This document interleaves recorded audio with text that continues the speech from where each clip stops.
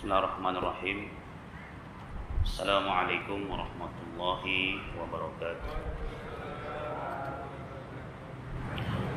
Alhamdulillahilladzi arsala rasulahu bil huda wa dinil haqq liyudhhirahu 'alad dini kulli wa kafa billahi shahida. Asyhadu an la ilaha illallah wahdahu la syarika lah إقرارا به وتوحيدا وأشهد أن محمدا عبده ورسوله صلى الله عليه وسلم تسليما مزيدا. Puji syukur kita panjatkan kepada Allah Subhanahu wa taala. Salawat dan salam senantiasa tersampaikan kepada Nabi Muhammad sallallahu alaihi wasallam. Saya mohon maaf, prediksi saya tepat jam 5 gitu. Allah, ternyata ekstrim juga ya. Padahal saya naik motor kesini, sudah, karena nggak mungkin kalau naik mobil tuh kayaknya. Pakai motor tuh udah prediksi. Qadarullah ya, ternyata naik motor pun ternyata macet. Masya Allah. Padahal dari Jatibening sini. Ya, mudah-mudahan kita bisa mengambil manfaat dari waktu yang singkat ini. Salawat dan salam senantiasa kita sampaikan kepada Nabi Muhammad sallallahu alaihi wasallam, pada sahabatnya dan segenap umatnya ila yaumil qiyamah. Para hadirin, a'azzani Allah wa iyyakum. Kita sekarang berada di pertengahan bulan suci Ramadan, tanggal 14 Ramadan, atau sebagian saudara kita sekarang sudah tanggal 15 Ramadan. Tentunya sudah banyak yang kita peroleh dari 15 hari ini, yang dari rangkaian-rangkaian ibadah yang kita laksanakan.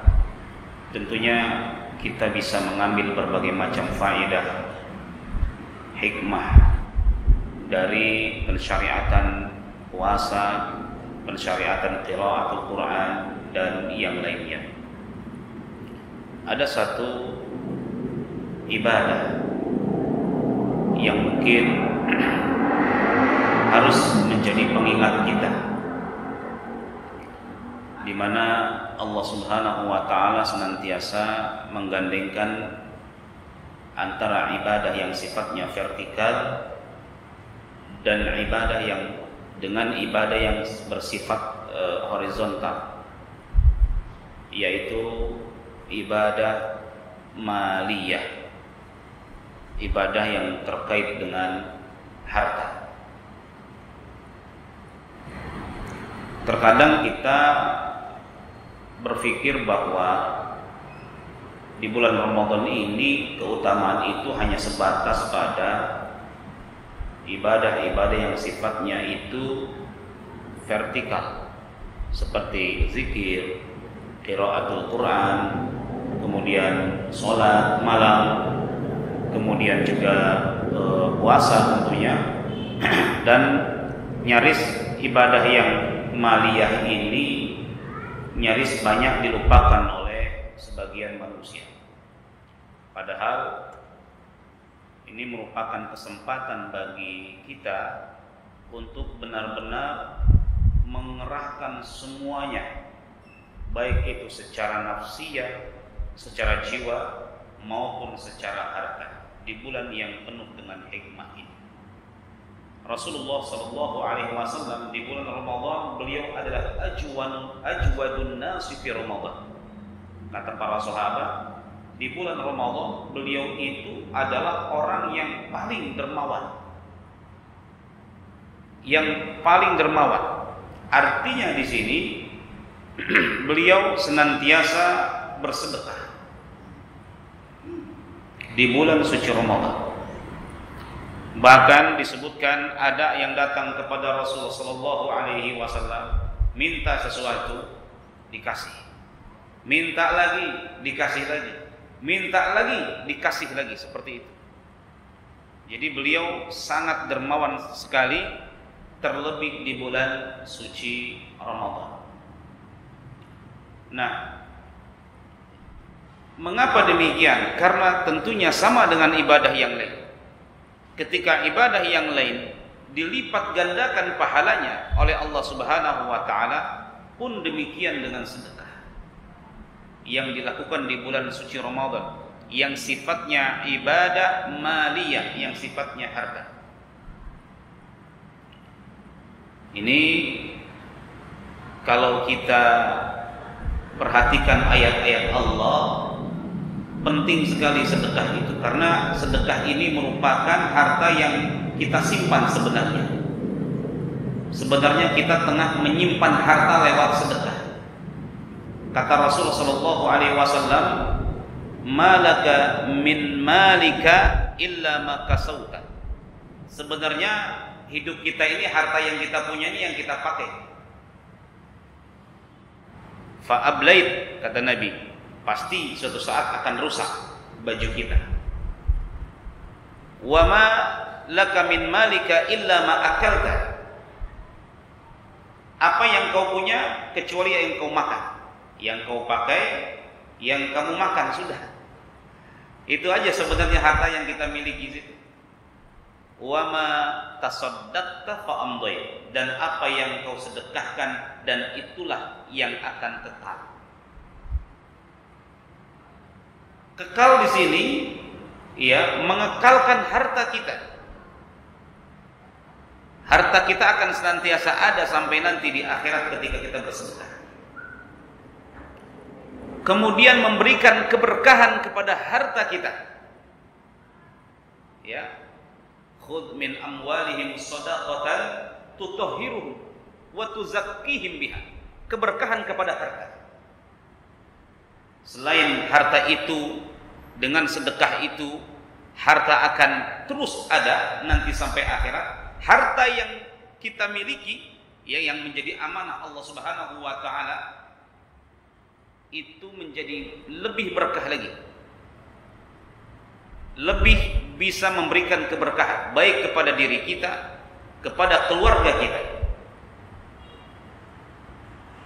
juga memberikan an-numu, pertambahan kepada harta.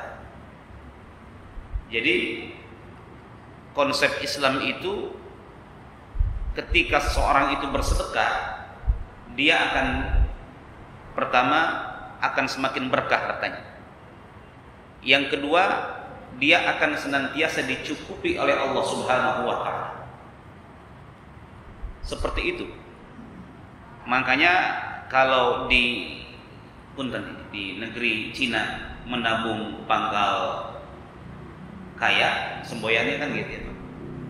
Menabung pangkal kaya. Kalau di Islam itu sedekah pangkal kaya. Ini konsep yang nggak bisa ketemu, Kak. Di satu sisi kita diajarkan menabung pangkal kaya, tapi dalam Islam itu sedekah pangkal kaya. Lagi-lagi ini realitas, bahwa orang yang bersedekah hartanya tidak akan pernah habis. Realitas.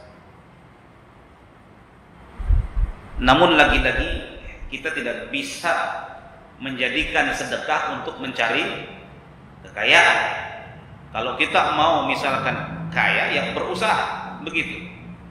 Ya, saya mau sedekah, saya pengen punya rumah sekian M, berarti saya sedekahnya harus sekian juta misalkan.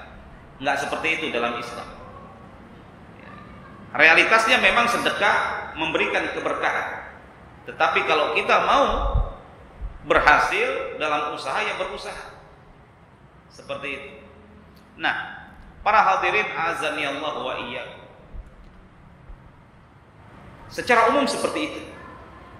Kita diperintahkan untuk bersedekah sebelum nafas kita berakhir. Ya ayyuhalladzina amanu anfiqu mimma razaqnakum min qabli ayyatiya yaumun la bay'un fihi wala khullatun wala syafa'ah wahai orang-orang yang beriman,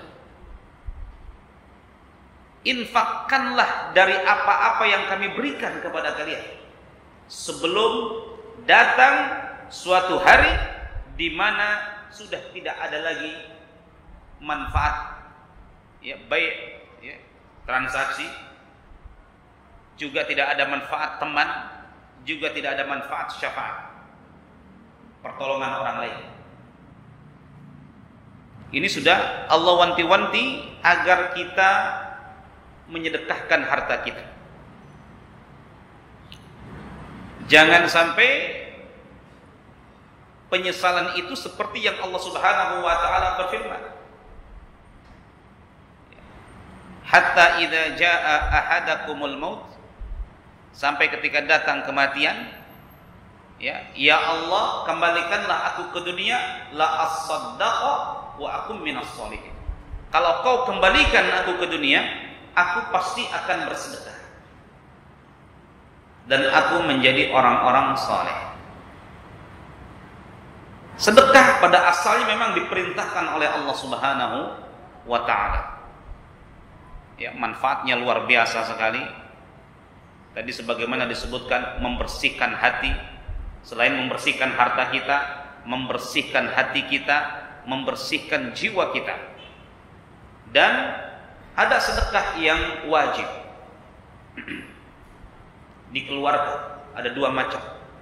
Yang pertama zakat. Yang kedua adalah nazar. Sedekah nazar. Nazar sedekah. Misalkan kalau saya jadi gubernur, misalkan saya akan bersedekah. Ya, nazarnya itu menjadi wajib. Dia harus bersedekah. Misalkan dia beneran jadi gubernur.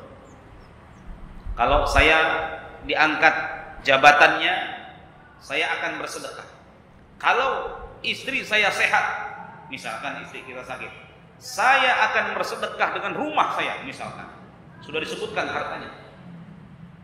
Besoknya sehat, ya, dia wajib mengeluarkan apa yang dia sebutkan. Waduh, kelepasan. Maksud saya istri yang satu lagi gitu. Ya ngeles aja gitu ya. Yang mana lagi nih?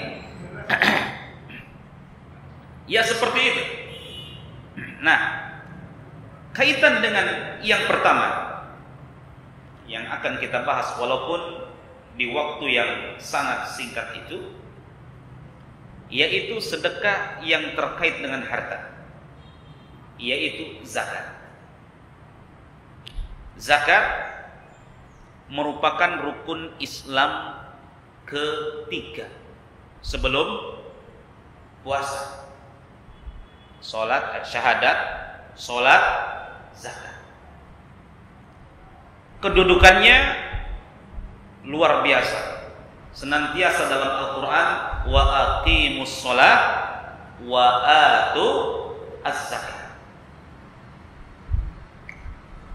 Salat dan zakat itu nggak bisa dipisahkan. Orang yang soleh, dia secara spiritual pasti sosialnya juga soleh. Seperti itu. Kita diperintahkan untuk mengeluarkan zakat. Nah, apa yang namanya zakat itu? Zakat adalah harta yang wajib dikeluarkan oleh kita. Ini rukun Islam masalahnya. Setelah kita mencapai jumlah harta tertentu dalam kurun 1 tahun, mencapai jumlah harta tertentu dalam kurun 1 tahun. Jadi nggak semua harta dizakatkan karena hartanya pun tertentu, ya, dan mencapai jumlah tertentu dalam kurun 1 tahun. Hukumnya wajib dan kafir orang yang mengingkari zakat. Orang yang mengingkari kewajiban zakat hukumnya kafir. Bahkan Allah Subhanahu wa taala mengancam, ya, mengancam orang-orang yang tidak mau mengeluarkan zakat. Walladzina yaknizuna adh-dhahaba wal fiddata wa lam tunfiqunaha fi sabilillah fabashshirhum bi'adzabin alim. Dan orang-orang yang menyimpan emas dan perak kemudian tidak dikeluarkan zakatnya di jalan Allah, maka beritahukan mereka dengan azab yang pedih. Ini mengerikan sekali. Bahkan kata Rasulullah sallallahu alaihi, kata Allah bahkan dalam ayat yang sama, yauma yu'ma 'alaiha fi nari jahannam. Ingatlah nanti di mana di suatu hari mereka akan dipanggang, yu'ma 'alaiha fi nari jahannam, di atas neraka jahannam. Mereka akan disetrika punggung-punggung mereka, jibahuhum wa dhuhuruhum, jibahuhum, muka mereka, punggung mereka, di yuhma 'alaiha, emas dan perak itu dijadikan lempengan yang panas, kemudian disetrikakan kepada orang yang tidak mau mengeluarkan zakatnya. Disebutkan oleh Allah, hadza ma kanaztum li anfusikum fadzuqu ma kuntum taknizun. Inilah yang kalian simpan untuk diri kalian dan tidak kalian keluarkan, maka rasakanlah akibat dari perbuatan kalian itu. Jadi seperti itu. Kata Rasulullah sallallahu alaihi wasallam, apabila nanti di hari kiamat, ya, orang-orang yang punya emas dan perak kemudian tidak ditunaikan zakatnya, maka akan sufihat lahu safa'ih min nar, akan dibuatkan lempengan-lempengan, kemudian dia setrika, fayubba biha jambuhu wa jambaihi wa dhahruhu, ya, disetrika di punggung-punggungnya itu, waliyasubillah, ya, fi yaumin kana miqdaruhu 50 alfasana. Nanti di akhirat satu hari yang lamanya 50.000 tahun. Ini urusannya berat. Jadi satu hukumnya wajib, jangan menganggap remeh masalah zakat ini. Oleh karena itu belajar zakat sama seperti belajar sholat. Wajib kita mempelajari zakat. Wajib kita. Terkadang manusia tidak sadar bahwa hartanya itu sudah melebihi jumlah yang harus dizakatkan. Tapi karena dia bodoh, dia masuk dalam ancaman ini. Nah, tidak semua harta itu dizakatkan. Tidak semua. Ada harta-harta tertentu saja. Di antaranya yang pertama bahimatul an'am, hewan. Ya. Di antaranya adalah onta. Kita nggak punya onta di sini, punya sapi, ada sapi. Ya, zakat kambing, ya, onta, sapi dan kambing itu bahimatul an'am. Berarti ayam nggak ada zakatnya. Ya. Ada nggak zakatnya? Nggak ada zakatnya. Anak punya ayam kan, banyak sekali kan, nggak ada ayam potong, nggak ada zakatnya. Ya, bebek nggak ada zakatnya. Ya. Jadi hanya tadi onta, sapi dan kambing. Tapi kalau ayam itu diperjualbelikan, nah itu nanti ada. Kemudian an-naqdan, emas dan perak. Ya, ini pun ada zakatnya, emas dan perak. Permata gimana kan? Tidak ada zakatnya. Loh, lebih mahal, tidak ada zakatnya. Allah hanya menyebutkan apa? Emas dan perak sudah. Ya. Apalagi akik gitu ya, batu akik. Ya nggak ada zakatnya sudah. Ya. Kemudian berikutnya adalah urudut tijarah. Nah ini, urudut tijarah. Barang-barang yang memang diperjualbelikan, dipersiapkan untuk dijual-belikan. Contoh ayam tadi nggak ada zakatnya. Tapi kalau ayam ini, ya, ayam ini dipersiapkan untuk dijual, memang dia bahasa kitanya peternakan beternak ayam disiapkan untuk dijual, maka nilainya itu ada zakatnya. Ini namanya zakat urud at-tijarah. Contoh lagi, rumah sudah nggak ditempatin, sudah diiklankan dijual rumah, mau diperjual belikan properti, ya bisnis properti, maka dia ada zakatnya, ya nilai rumah itu. Nah, semua barang-barang yang dipersiapkan untuk diperjualbelikan terkena zakatnya. Kemudian hubub wassimar. Hubub wassimar itu biji-bijian dan buah-buahan, itu pun ada zakatnya. Nah, kita batasi dengan nisab. Ya. Apa itu nisab? Nisab itu adalah batas minimal seseorang dikenakan kewajiban zakat. Batas minimal dari harta yang dimiliki dia dikenakan kewajiban zakat, itu nisab. Nisab emas atau nisab emas dan perak itu 2,5% dari 84 gram emas 24 karat.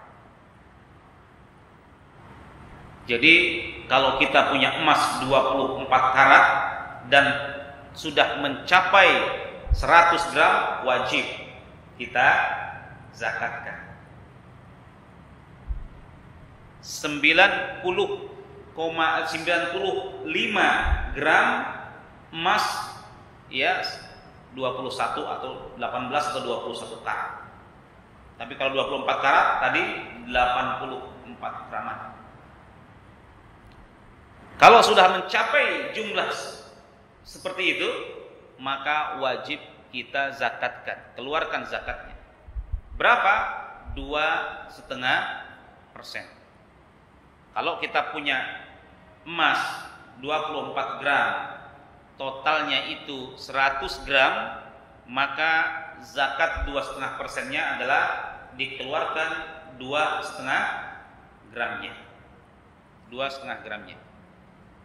Jadi diambil dari emas itu 2,5 gramnya, bawa ke toko emas, diuangkan, bagikan. Begini. Boleh nggak Ustaz? Saya ambil emasnya 2,5 gram, 2,5 gram saya ambil emasnya 2,5 gram. Saya kasihkan 2,5 gram ke orang yang mustahik. Boleh dikasih dalam bentuk emas. Silakan. Wah, dia mustahik ngasih emas. Luar biasa. 2,5 gram. Ini zakat emas seperti itu. Nah, zakat harta pun sama seperti itu. Mengapa emas dan perak ada zakatnya? Karena emas dan perak itu alat tukar. Nah, sekarang alat tukar kita di Indonesia ini apa, Pak? Rupiah. Berarti rupiah itu pun ada zakatnya. Berarti ya sudah sekarang 84 gram minimal dikali 1 gramnya berapa? Nggak tahu. Dulu mah saya ngitungnya 54 juta itu. Dulu saya pernah berapa? Sekarang nggak tahu harga 1 gram emas berapa. Kayaknya makin naik ya.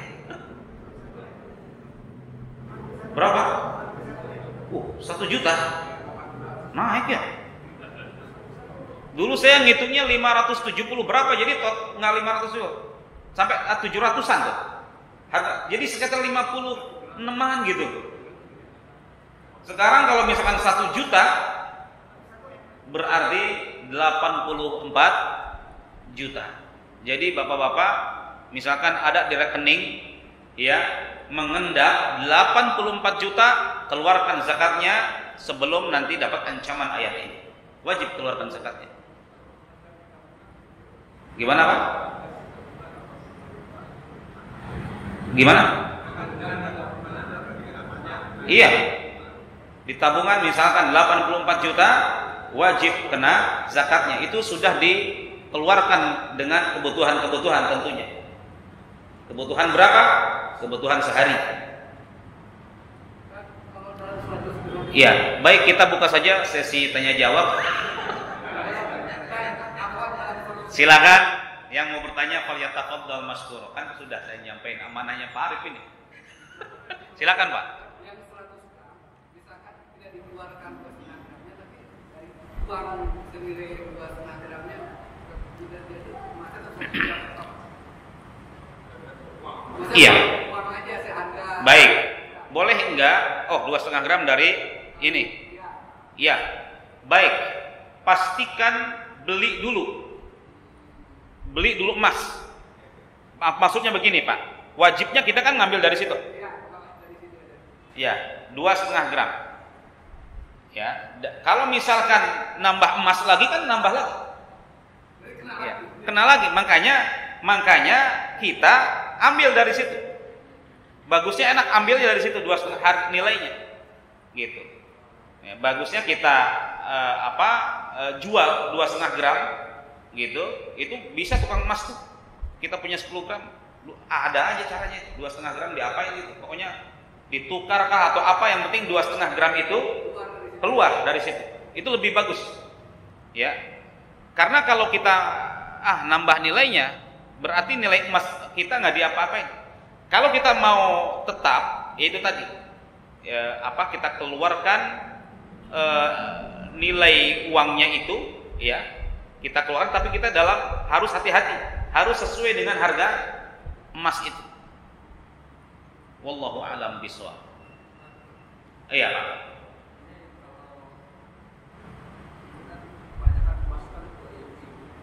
Iya.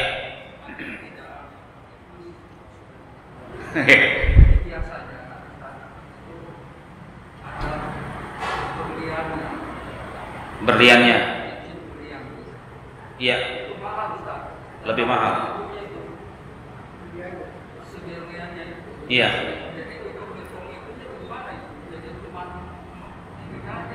Iya. Jadi yang pertama kita pastikan dulu berapa karatnya, Pak. Karena berbeda. Kalau di atas di bawah 24 karat itu 95 gram nisabnya. Nah, berlian tidak dihitung. Jadi dicopot dulu berliannya, atau ya tukang emas pasti tahu nih gramnya itu di luar berat berlian itu. Karena berlian tidak ada zakatnya. Begitu. Jadi harus dipisahkan dulu dari berliannya. Karena memang yang harus kita keluarkan adalah nilai emasnya itu atau nilai peraknya. Ya, Pak. Ya.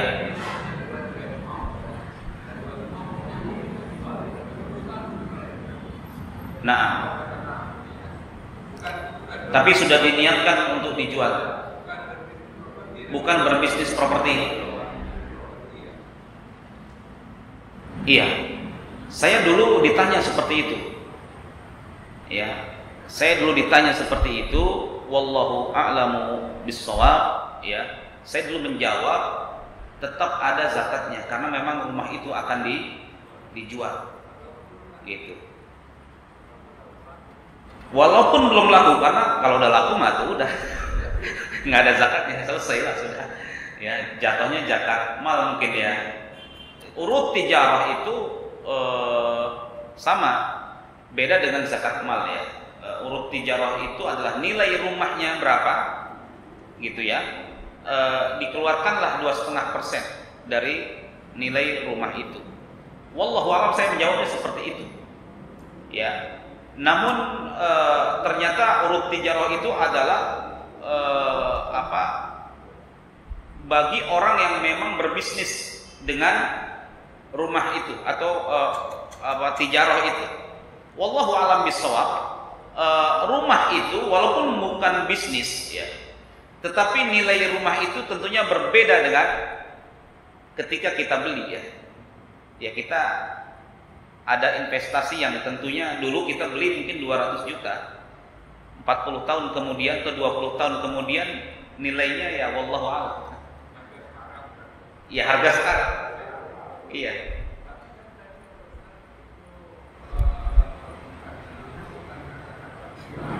Gimana Pak? Iya, makanya tadi saya jawabnya seperti itu. Nah kemudian setelah tahu ya ada perbedaan antara memang orang kadang-kadang jual terpaksa, dia butuh gitu ya. Ada yang bukan untuk bisnis dan yang lain, ya mungkin itu tidak dikenakan zakatnya, gitu.